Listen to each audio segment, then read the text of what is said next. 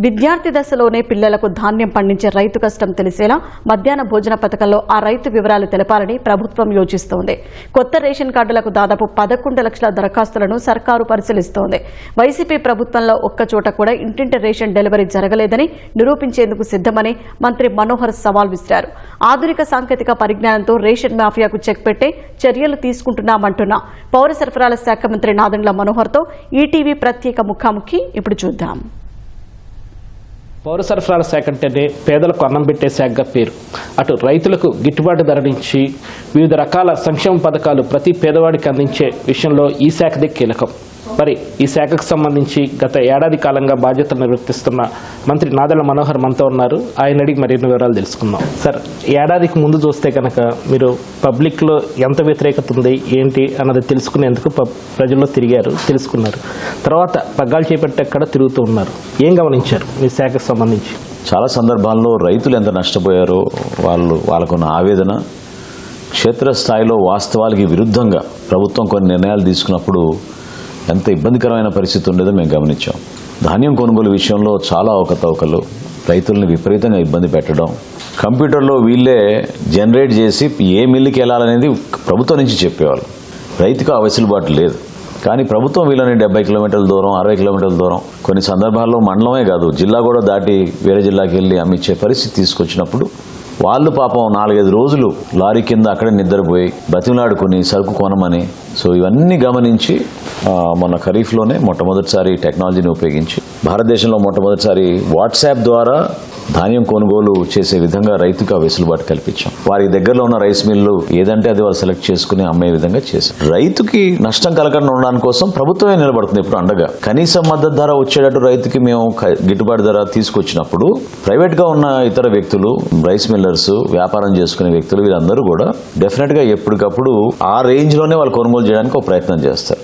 ప్రభుత్వం కొనుగోలు చేయనప్పుడు ఏదైతే 1600, 1700కి కనీసం మనం రైతు దగ్గర తీసుకోవాలో అది చాలా సందర్భాల్లో 1200, 1250, 1300కి కొనడానికి అక్కడ ఉన్న దళారులు కానివ్వండి, రైస్ మిల్స్ కానీ ఆ సమయాన్ని ఉపయోగించుకుంటారు. సిస్టంలో కొన్ని లోపాలు ఉన్నాయి, అవి సరి చేస్తున్నాం. ఉదాహరణకి టెక్నాలజీని వాడుతున్నాం, ఒక వెసులుబాటు తీసుకొస్తాం. క్షేత్రస్థాయిలో రైతుకు మాత్రం ఖచ్చితంగా మేము తీసుకొచ్చిన సంస్కరణలు బాగా నచ్చాయి. మిల్లర్లు కూడా బ్యాంక్ గ్యారంటీ 1:3 వరకు కూడా ఇచ్చాం చాలా సందర్భాల్లో. గోతాల విషయంలో కానివ్వండి, ట్రాన్స్పోర్టేషన్ విషయంలో కానివ్వండి, హమాలీల విషయంలో కానివ్వండి, బకాయిలు ఎక్కడ లేకుండా గత ప్రభుత్వం 1674 కోట్ల రూపాయలు బకాయిలు ఏదైతే పెట్టేసి వెళ్ళారో ధాన్యం కొనుగోలుది, దానికి మన కూటమి ప్రభుత్వాన్ని రాగానే తీర్చాం. సో ఈ విధంగా రైతుకి ఖచ్చితంగా మేము అండగా నిలబడ్డాం. సరే, ఈ శాఖ పరంగా చూస్తే ప్రజలకు మెరుగైన సదుపాయాలు కల్పించడం ఒక ఎత్తు అయితే అక్రమాలు అరికట్టడం అనేది మరో పెను సవాలు.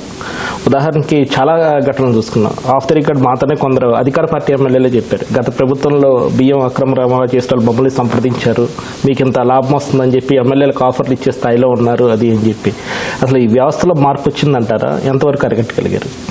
అంటే చాలా లోతుగా పాతుకుపోయే వ్యవస్థని గత 5 సంవత్సరాల్లో ఆ ప్రభుత్వం పెద్దల అండతో ప్రతి గ్రామంలో కూడా ఈ బియ్యం కొనుగోలు విషయంలో మనం రేషన్ ద్వారా అందించాల్సిన సరుకుల్ని దారి మళ్లించే విధంగా ఒక ప్రక్రియ మనం ఊహించిన విధంగా వీళ్ళు చేశారు.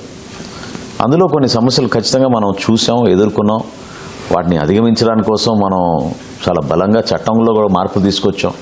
మొట్టమొదటిసారి రైస్ స్మగ్లింగ్ పీడీ యాక్ట్లో పెట్టాం.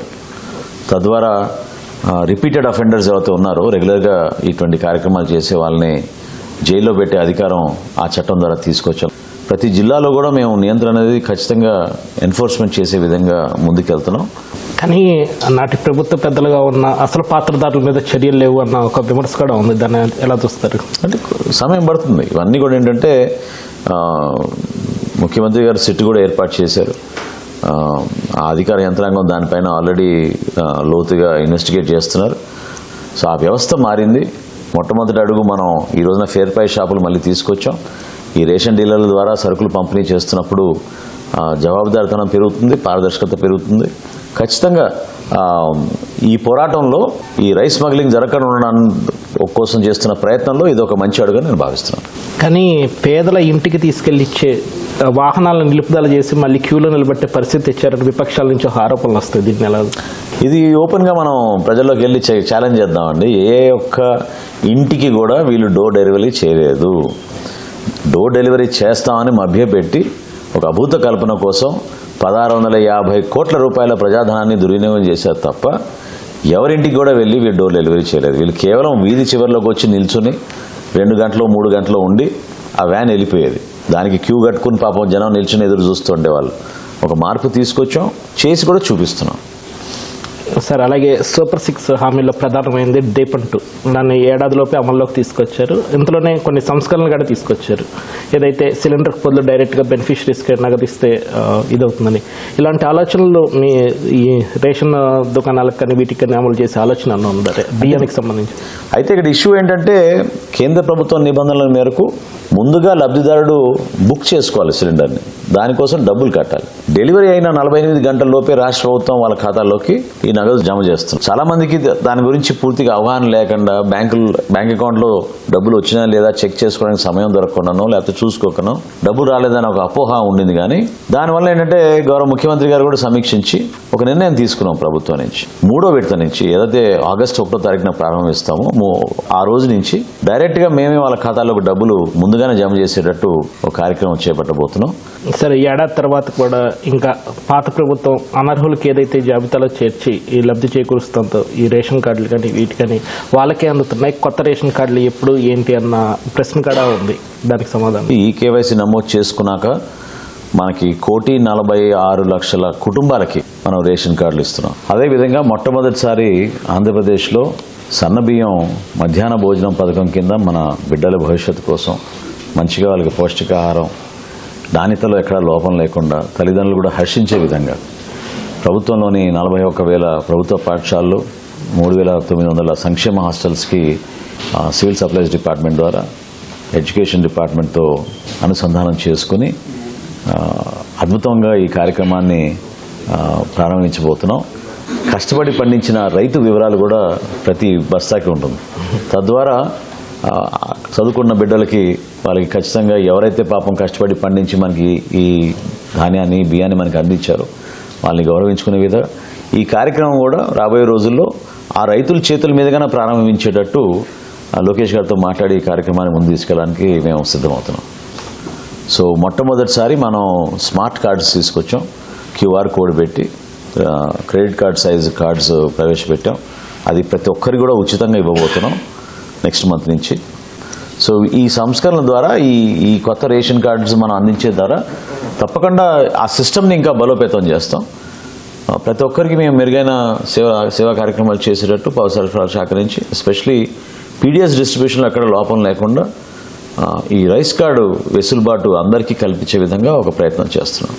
సార్, రాజకీయంగా ఏడాది ప్రయాణం తర్వాత 3 పార్టీల బంధం సమన్వయం ఎలా ఉంది?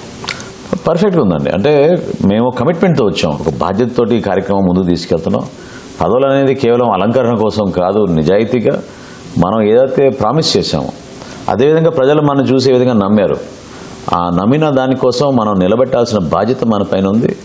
రాబోయే రోజుల్లో ఖచ్చితంగా ఆంధ్రప్రదేశ్కి ఒక మంచి భవిష్యత్తు ఉండే విధంగా మనం కృషి చేయాలనేది అంతిమంగా మేము తీసుకున్న నిర్ణయం. దానికి కట్టుబడి ఉంటాం. ఇది పౌర సరఫరాల శాఖకు సంబంధించి మంత్రి నాదెళ్ల మనోహర్ స్పందన. కెమెరా పర్సన్ భాస్కర్తో VSN Krishna, ETV news, Amaravati.